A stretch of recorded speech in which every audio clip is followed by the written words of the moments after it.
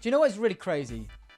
Is this article came up the other day to me. It was all about PC revenue in 2024.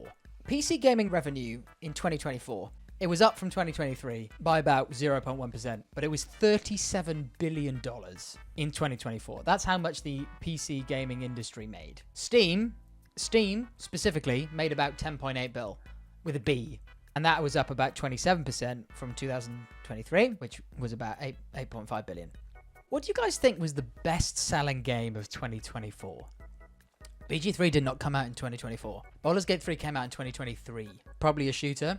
Yeah, I think you're probably right. I think you are right. The best-selling game was Black Ops 6. It's the best-selling game in Call of Duty, right? So it was up 60% from Modern Warfare 3. And it's a bit murky because obviously it was on Game Pass and they had a record amount of Game Pass subscriptions because of Black Ops 6. I can ask you this question. What do you think was the most financially successful game on Steam? Deadlock? No, not Elden Ring. Actually, Elden Ring's DLC did sell very well, and it actually contributed to the DLC figures of 2024 being up a lot. The most financially successful game of 2024 on Steam was Counter-Strike 2 that made 610 million by the first half of 2024. This was like released in August.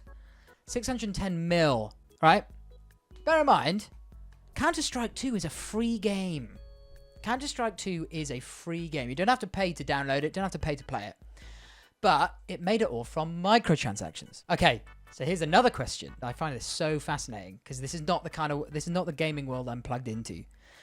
What percentage of the gaming industry, okay, what percentage of gaming revenue on the PC last year was microtransactions? Do you think it was 30%, 40%, or 50% of total revenue? I lied to you. 50% was actually wrong as well. It's actually 58%. And look at this. I think this is mental. 58% of PC gaming revenue came from microtransactions in 2024. That's crazy. So you have things like Black Ops 6. You have things like, this is Fortnite claiming the highest revenue game of 2024. But what's crazy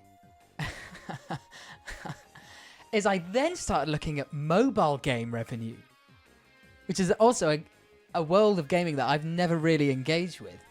This is the highest grossing mobile games of 2024. Monopoly Go, 686 million. Candy Crush, again, I mean, this is the reason why Microsoft bought Activision Blizzard, right? So they could get Candy Crush Saga. Last War Survival, right? So I saw this game and I was like, what the heck? Like, this game, I've heard of this game, but why have I heard of this game? Let me show you some of the gameplay for this particular game that made $422 million. This is the kind of game we're talking about. This game made $400 million last year. This is so depressing. That's crazy, man. I think this is crazy. And I think what it does is it's changed the way that people think about, like, higher ups and people in the corporate world of the gaming. I think it changes how people think about things. This is a chart of 2023. So this is the year before, of the top 10 games by revenue. Baldur's Gate 3 was the highest.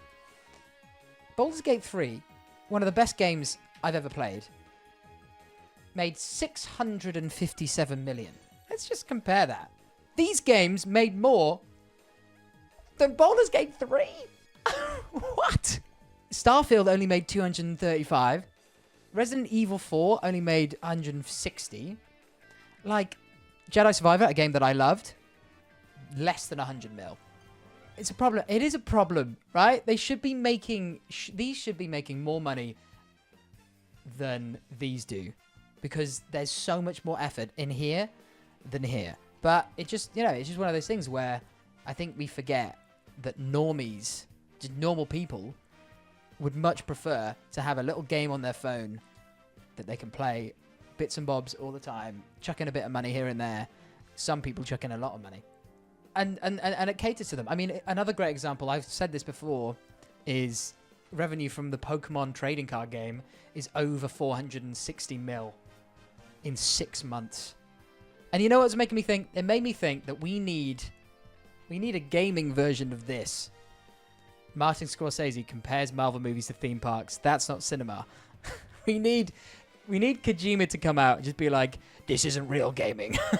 So that us real gamers can feel like we're being heard. And it just makes me think, the amount, like, I'm here playing Oblivion in 2025. I'm not what game companies are looking at when they try to make a game. You know what I mean? I'm calling all of you, if you're watching this stream, I think you are a nerd. I'm calling you a nerd. You are seen. And you are heard by me. But you're not heard by the gaming industry as a whole. But that was just some thoughts I had about gaming money, because it's crazy. And apparently Fortnite made about $5 billion